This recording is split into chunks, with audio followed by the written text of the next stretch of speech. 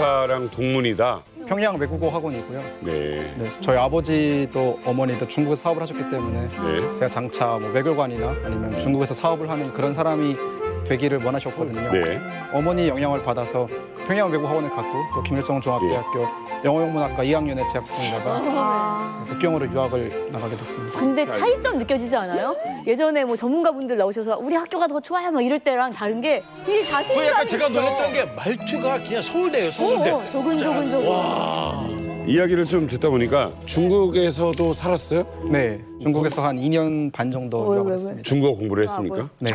알아. 중국어를. 김일성 종합대학이 우리나라로 따지면 서울대학교 같은 학교잖아요. 그쵸.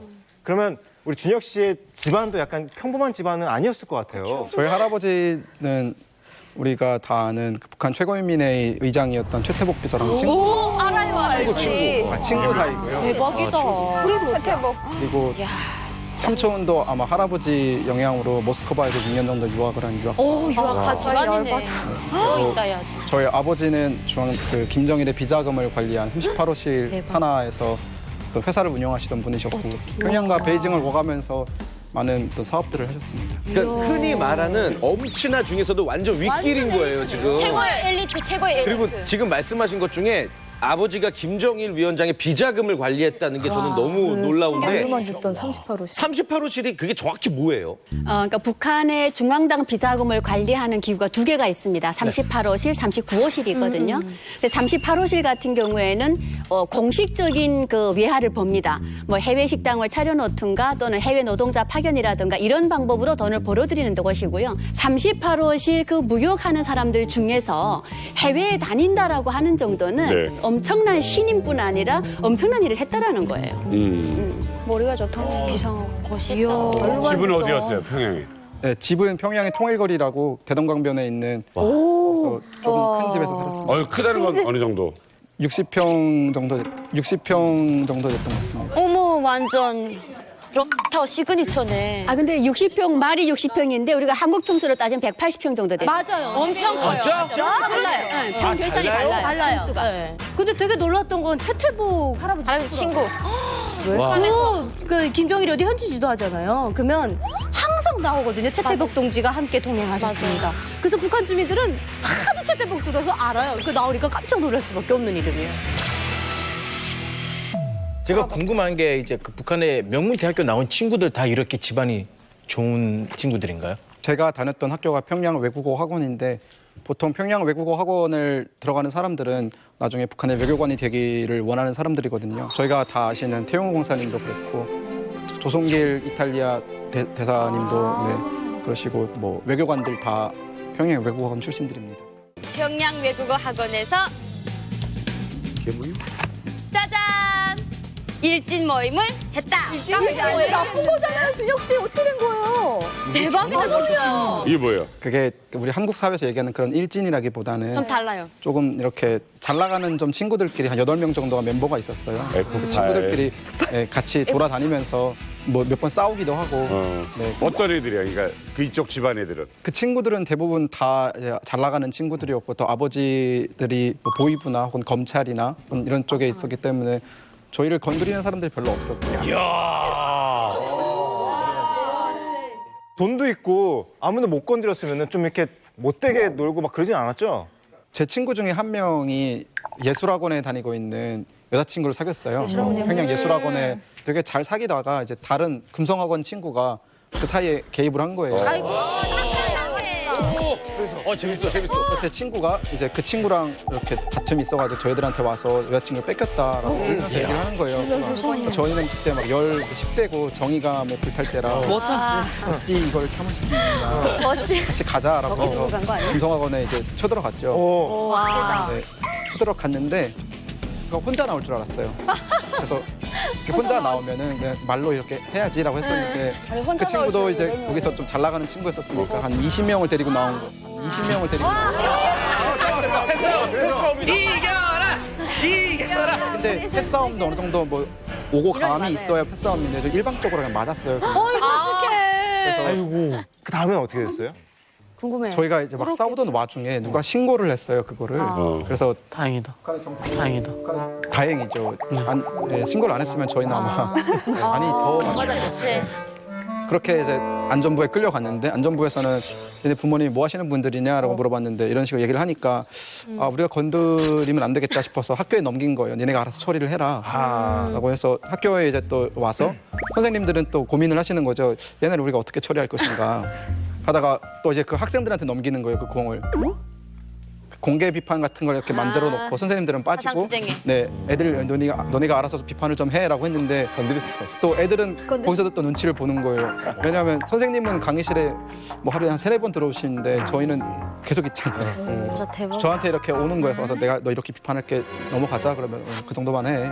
이러고 내가 봤을 때 일진이라고 했는데 일진이 그거 같아요. 그러니까 F4야. 공부도 잘하는데 운동도 잘해. 진짜 잘 나가는. 잘생겼어. 인기도 맞아요. 많아. 근데 싸움도 잘해. 뭐 이런 애들. 그러니까 이게 F8. F8. 맞아요. 진짜 잘 감히 나가는. 건드리기 힘든. 저도 외국어 학원 4학년 때까지는 솔직히 별 생각이 없이 살았거든요. 그냥 뭐 시간이 흘러가는 대로 그런갑다 하고 살고 있었는데 하루는 어머니가 조용히 저를 부르시는 거예요. 너 이제 2년 남았는데 대학교를 어디 갈 생각이니? 라고 하셔서 그러게요. 저 모르겠는데요. 라고 하니까 김대를 가자 이러는 거예요. 김대라고. 네. 당시 제 성적이 중위권보다 조금 낮았거든요. 그래서 어머니한테 어머니 김대가 제가 가고 싶다면 가는 곳입니까? 라고 하니까 어머니만 믿고 따라와. 그럼 내가 뭐 김대 가게 해줄게. 어머니파 스카이캐슬입니다. 나만 믿고 따라와. 따라와. 그래서 과연 어떤 방법으로 대박 이분이 그 유명한 그 대학에 갈 수 있었는지 그 어머니의 철저한 그 사교육 어떤 건지 화면 보시죠. 김일성 종합대학교 합격률 100% 북극한항 사교육법. 첫 번째, 쌍둥이 입시 코디를 붙여라. 쌍둥이? 쌍둥이 입시 코디? 저한테 개인 교습을 시키셨던 분들이 쌍둥이셨어요.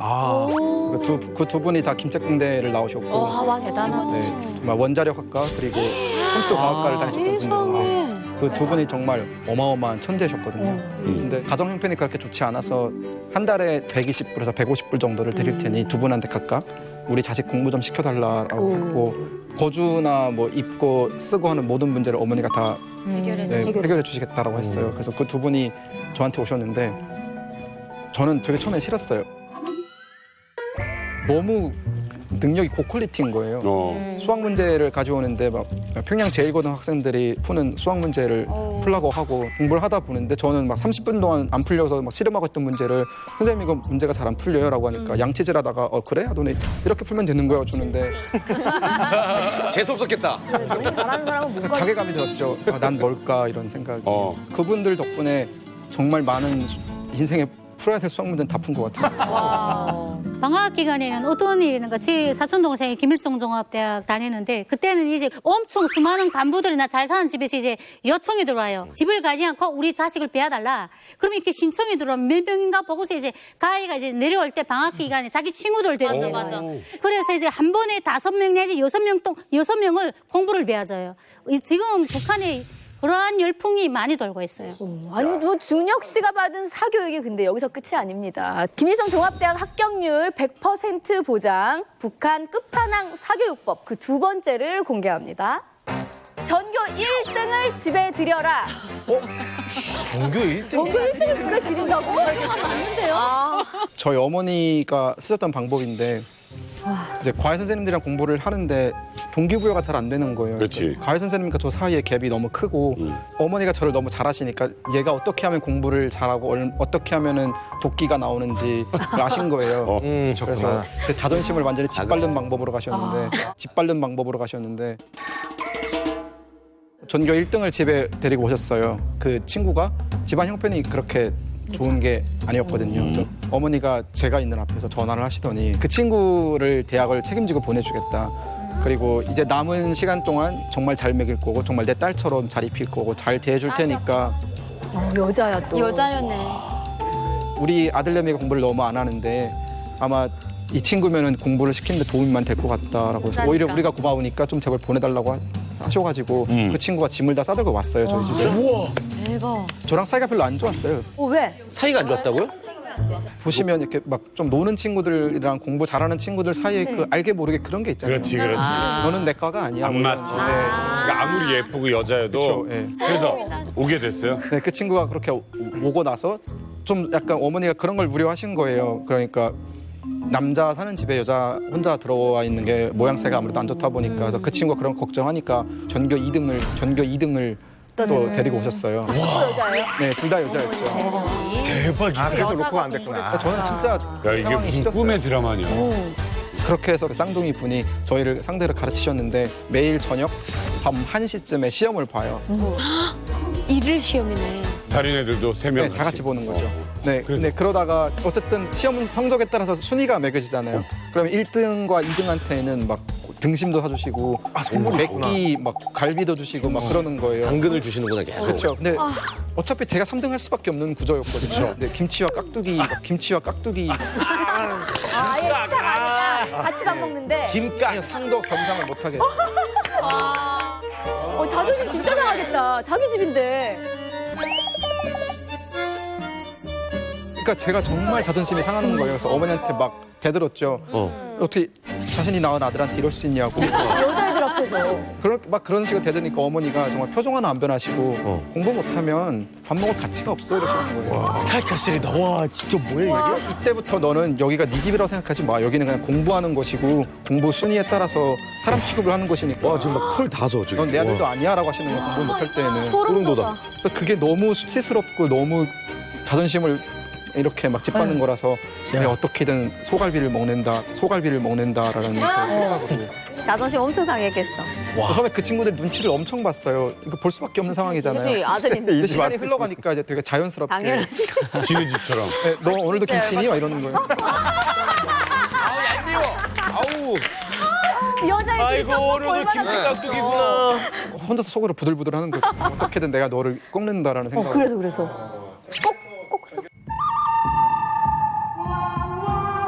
전교 1등을 했죠. 그게 대단하다. 가능해? 가능하더라고요. 그럼 그 여자애들은요? 갈비 또 먹어요. 열받았을 거야, 여자도. 근데 전교 1등 한 번밖에 하진 못했어요. 한 번. 그럼 걔들은 그래도 한 번이 중요해. 소갈비는? 먹었죠. 그럼 됐어요. 할 거 다 했어요. 이 친구 준혁 씨 친구 엄마가 엄청 고수라고 생각을 해요. 남자애를 들여 놓으면 사실은 이게 좀 경쟁심이 좀 더 안 나올 수도 있는데 여자 그 친구를 들여다 놓음으로써 남자로서의 자존심도 같이 딱 바닥치게 만들어 놓은 거고. 예쁘고. 네, 그러니까 이렇게 평양에서 공부하는 친구들 보면 지방 같은 경우는 입시가 더 심합니다. 그렇지. 왜냐면 평양에 가야 되니까요. 그러니까 소고기 먹는 이 집으로 우리가 들어가야 된단 말이에요. 그래서 지방에는 더 심합니다, 이거.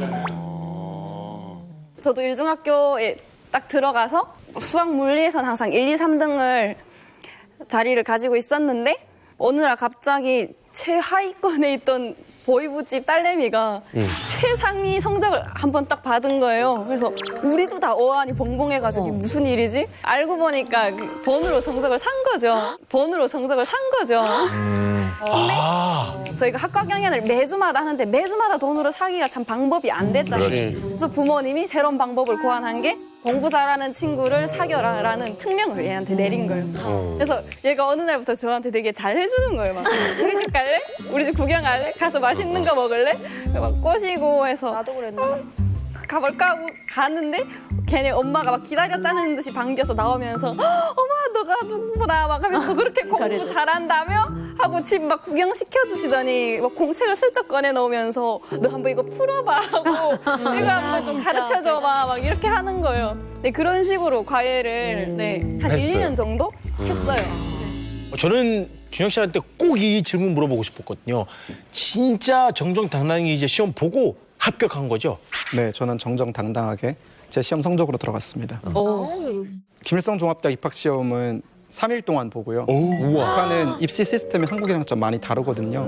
대학교마다 입학 시험이 좀 따로 있고 그래서 저희 기본적으로 봤던 것은 김부자의 어떤 역사와 김정숙의 역사는 무조건 토시 하나 안 틀리고 다 외울 수가 있고. 아니 그게 다 기억이 나죠. 대학에 영향을 미쳐요? 그거 안 돼요. 그게 70%예요. 근데 오히려 그게 좀 더 유리했던 게 그런 것들 말 다 외우면은 점수에서 많은 부분을 먹고 들어갈 수 있어요. 그러니까 70%니까. 생생하게 기억나는 게 뭐야? 1946년 3월 8일에 토지 개혁을 했다. 그걸 하기 위해서 46년 2월에 북조선 임시임위원회를 세웠다.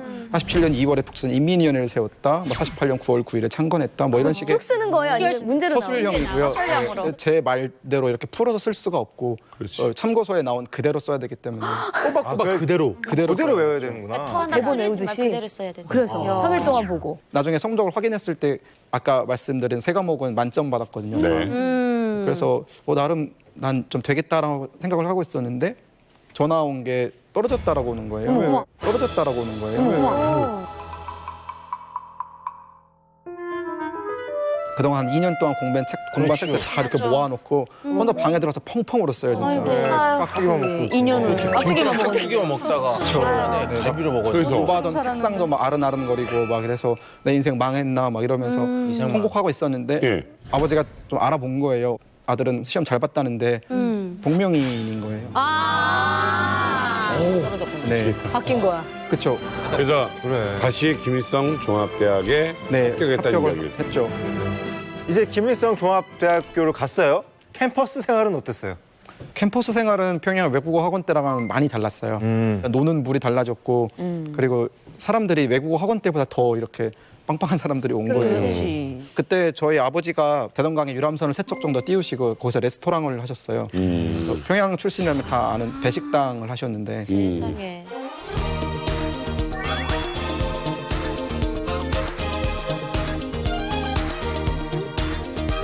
생일 파티 한번 하면 뭐 기본 한 30명 초대해서 배를 띄우면 한 2시간 반 정도 돌고 오거든요. 이렇게 숙소까지 쭉 돌고 오는데 그때 저희가 준비했던 USB나 이런 걸 꽂아서 한국 노래 부르고 다시 배가 들어올 때쯤에는 흔적을 다 지우죠.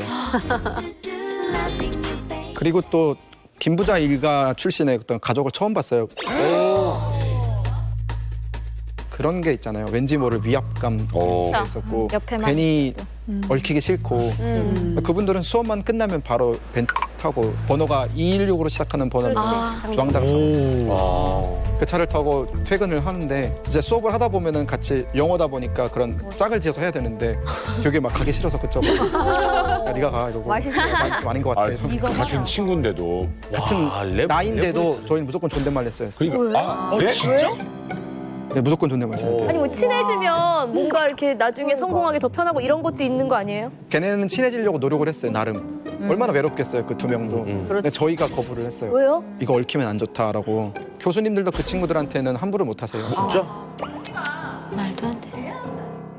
그 준혁 씨가 중국 유학까지 갔었잖아요. 네. 그 대학을 다니면은 이런 유학의 기회가 누구에게나 주어지는 거예요? 아, 그거는 좀 아니고요. 전공이 외국어 문학부다 보니까 외국에 대해서 많은 호기심이 있었죠. 그리고 이제 마침 외교관 양성반이 그때 생기면서 제가 그 외교관 양성반에 들어갔었죠. 그래서 대학교를 졸업하면 바로 외교관으로 트레이닝이 돼서 나간다라고 해서 아싸 나 4년만 기다리면 나갈 수 있는 거구나라고 했었는데 네, 조건이 이제 모든 유학 비용을 본인들이 부담할 수 있을 때 그게 뭐 자기가 돈 열어주대? 나가기만 해준 거야, 나가기만. 그렇죠. 그리고 사상교육이 가장 우선적이었고요. 주로 사상교육은 김일성, 김정일의 어떤 말씀들을 외우는 것으로부터 시작을 해서 또 왜 한국인을 만나면 왜 안 되는지 그리고 한국 국정원이 어떻게 북한 사람들을 납치해서 고문하는지 그런 것에 대해서 영상을 만들어서 봤던 기억이 있고요. 그리고 특히 지금도 기억나는 것은 탈북을 하셨다가 다시 북한으로 들어오신 분들의 인터뷰를 통해서 뭐 한국에서 삶이 얼마나 처참했다. 말하기 앞서 하염없어. 눈물이 쏟아져서 참을 수가 없어. 남조선 사회에서는 일을 하지 않으면 그 순간으로 성길 나락으로 떨어지는 그런 사회였습니다. 근데 그런 과정 속에서 사상교육이 반복되다 보니까 하루 이틀 나가게 되면 좀 지루함을 많이 느꼈고 그렇죠. 그래서 그 다음 날부터는 그 담당하시는 분한테 좀 얼마 정도 돈을 주고 출석부에 이름만 올리고 따로 그냥 나가 있다가 또 퇴근할 때 와서 또 이렇게 이름 올리고 가고 네, 그랬던 것 같아요. 야, 진짜 완전 교육도 뇌물이 엘리트다 진짜. 야, 이게 되는구나. 특히 외국에서 일하는 다른다. 사상교육도 돈 주면 이렇게 안 할 수 있는 거. 그렇죠? 최고다. 이제 하고 싶었던 유학을 가게 되는데 중국으로 혹시 가서 세상에 이제 그 본인 눈이 달라지거나 그런 거 조금 있었나요? 제가 받은 교육들도 대부분 그 정권에 어떻게 충성할 것인가, 어떻게 이 나라를 떠받들 것인가와 관련된 교육을 그러한 교육을 19년 동안 받았는데 그 모든 게 허물어지는 게 3개월도 안 걸렸어요. 3개월도 안 걸렸어요. 와, 그냥 구르르르. 이제 처음에 북경 어원대라는 곳에 유학을 했었는데 한국 친구들이 되게 많은 거예요. 근데 제가 그 학교에 입학을 해서 공부를 했던 시점이 2010년 3월인데 네. 아시다시피 천안함 사건이 그때 터진 거죠. 그 친구들은 천안함 사건이 터졌는데 눈앞에 북한인 친구가 앉아 있으니까 니네가 있지? 막 이러면서 얘기를 하고 저는 뭔 소리야? 우리가 그걸 왜 해? 막 이러면서 논쟁이 붙었었는데 지금도 기억나는 게 동국대 친구가 한 명 있었어요. 그 친구가 북경의 한인 그 타운으로 조용히 불러가지고 닭갈비를 처음 먹었어요. 맛있죠. 닭갈비 먹었어. 닭갈비는 사랑이죠. 닭갈비를 막 먹으면서 이런저런 얘기를 나눴었는데 작은 얘기에서부터 시작해서 서로의 삶이 어땠냐 이런 얘기도 하다가 나중에는 민주주의나 혹은 인권, 뭐 보편적 인류의 뭐 제가 생전 들어보지도 못한 그런 단어들 네. 심지어 막 정치범 수용소가 어떻게 네. 돌아가 그런 것들에서 얘기를 해준 거예요. 충격받았겠다. 그렇죠. 저는 굉장히 충격을 먹고 막 믿었어요? 그 손이 덜덜덜 떨리는 거예요. 그 자리에. 이게 무섭지. 뭘 듣고 있는 건가? 평생에 내가 가지고 다 있던 사라지는 거를 깨는 얘긴데. 진짜 억울했겠다. 택시에서 진짜 펑펑 울었거든요. 그때 내가 지금 무슨 얘기를 들은 건가라는 그런 생각이 들었어요. 인생이 딱 배신당하는 느낌이고 그래서 그 친구가 알려준 그 어떤 다큐멘터리를 봤어요. 탈북민들에 대한 그런 다큐였거든요. 근데 그걸 보면서 저는 처음 알았어요. 탈북민이 이렇게 많다고. 그리고 그들의 삶이 이렇고 그리고 북한 정권이 어떠어떠한 일들을 했는지에 대해서 다는 뭐 그 자리에서 알 수는 없었지만 부분적으로나마 알게 됐고 저는 진짜 큰 충격을 먹었었죠. 그 친구 정말 대단하다. 그 친구가 대단하다. 그러면은 그때 그 닭갈비 먹으면서 들었던 얘기가 탈북의 가장 결정적인 계기가 됐던 거예요? 시작이었죠. 시작이 생각이 바뀌었구나. 이런 현실을 벗어나야겠다. 궁금한 게 있는데 사실 그 전에도 북한에서 한국 드라마를 보고 어느 정도 한국 사회가 어떻게 돌아가는지를 알고 있었던 거 아니에요? 한국이 잘 사는 것에 대해서는 큰 놀라움은 없었는데 우리나라가 얼마나 한심한 지경에 이르렀는지에 대한 부분에서 똑똑하니까 빨리 캐치하는 거야. 저는 그걸 느꼈죠. 그래서 그때 그 민주주의와 관련된 책들을 정말 많이 혼자서 읽었었거든요. 네. 그러다 보니까 내가 무엇인가를 해야만 하는구나라는 그런 어떤 자각 같은 게 좀 들었고요. 그리고 진실을 알고 있는 사람 입장에서 이것을 묻어두고 네. 그때 원래 살던 삶을 그대로 사는 게 과연 내 양심에 이것이 허락하는 일인지에 대해서 정말 많이 고민을 했어요. 네네. 네. 아니, 가족 생각도 하게 되고 그쵸. 얼마나 많이 고민했겠어요. 네. 그럼에도 나는 이걸 하지 않으면 내 인생의 어떤 가치가 사라지겠다라는 생각이 들어서 아, 멋있다. 그렇게 결심을 하고 들어갔죠. 지금 한국의 생활은 어떻게 지금 생활하고 계신 거예요? 저는 여기서 일반 보통 대학생들이 다니는 똑같은 삶을 살고 있고요. 아르바이트도 열심히 하고 있고 대학교 4학년 잘 안 되는 공부하면서 열심히 살고 있습니다. 학교가 네, 고려대학교 정치. 엘리트잖아. 아, 역시. 준혁 군 우리 집 와서 잠깐 살면 안 되겠어요?